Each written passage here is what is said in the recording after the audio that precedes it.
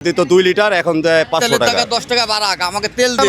সেনাবাহিনী যদি প্রতিটা পাম্পে থাকে তাহলে তেল এরা চুরি করতে পারো না।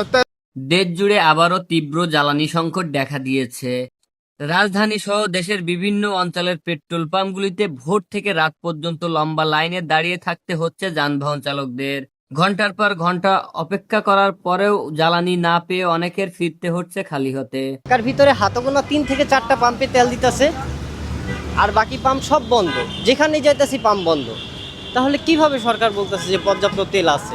এই সংকটের কারণ নিয়ে চলছে নানা আলোচনা। কেউ কেউ মনে করছেন মধ্যপ্রাচ্যে চলমান ইরান ইসরায়েলের উত্তেজনার প্রভাব পড়ছে বৈদেশিক জ্বালানি বাজারে, যার ঢল লেগেছে দেশের বাজারেও।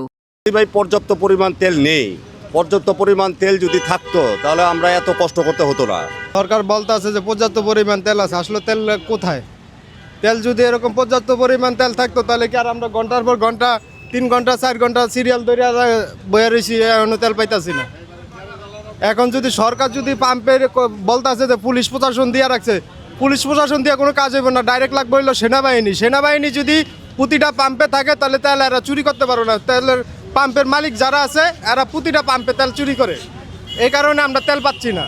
প্রতিটা পাম্পে ঢাকার ভিতরে ম্যাক্সিমাম মনে করেন 200-500 পাম্প আছে, 500 পাম্পের ভিতরে হাতে গোনা মনে করেন 210-12টা পাম্পে তেল দিচ্ছে। সম্পূর্ণ পাম্পে তেল মজুত করে আর ভরে রাখছে এরা, মানে দাম বাড়বো তারা বেশি দামে বিক্রি করবো, এর জন্য আর কি।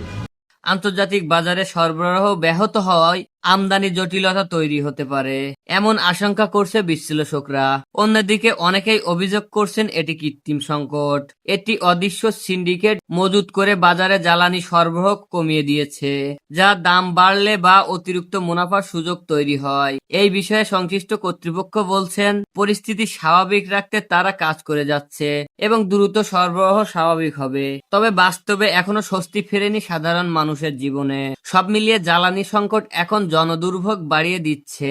দ্রুত কার্যকর পদক্ষেপ না নিলে সংকট আরো গভীর হবে, এমনটাই মনে করছেন অনেকে।